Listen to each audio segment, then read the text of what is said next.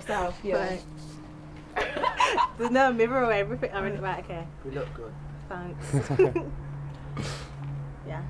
Okay, hi Sarah. Oh, name, age, location, and what you're doing. Okay, I'm Sarah. I'm 20 years old. I'm from Leeds and I'm a student at the University of Leicester studying law. Cool. So Sarah, when you think about police, what are the key words, maybe 3 or 5, or perceptions that come into your mind?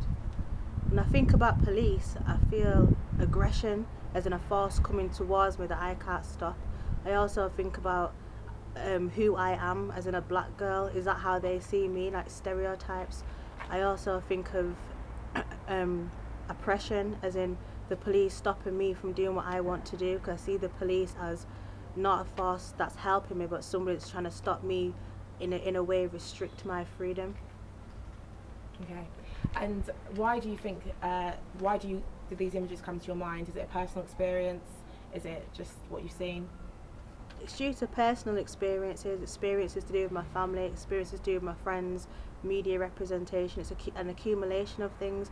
But my personal experiences, every time I've needed the police in an emergency situation, there's been flaws, lack of efficiency there, them being on time, them not taking the time to listen to me, or even most recently being a witness to a crime. Sometimes they're saying, yeah, that's a great statement, and then they're ringing me back saying, there could be a warrant out for your arrest for perverting the course of justice if you've not told us all the information we want.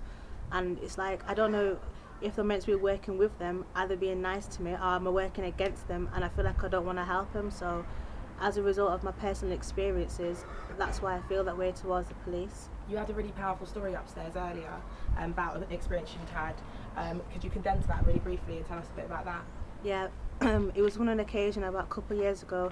I had certain individuals attacking my house from the front windows and the back windows. I phoned the emergency services, as in 999. They said the police were on the way. I could hear the individuals smashing in and breaking in and kicking my front door and shouting, screaming. I've looked out my window, there's about 20 individuals in my garden breaking in.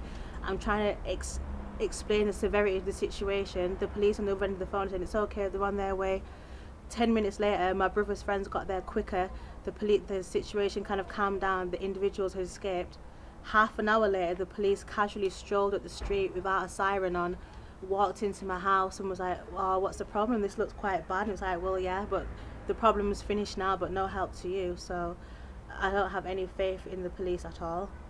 Okay, it's quite a strong story. So there's obviously loads of issues. If you could be police and crime commissioner for a day, you're the person that's going to be accountable to the public for policing. What would you do? What major changes would you make? One of the first major changes I would make is making the police seem more human and more like us, as in maybe not so formal, walking around with a hat on, maybe take a hat off, have a little laugh around with a little child and introduce themselves at hi, I'm first name basis, so that you can see them as somebody like you, rather than just a policeman, a policewoman, policeman number 1, policeman number 2.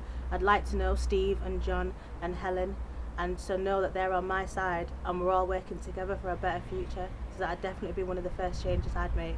Any more that you've got on your mind?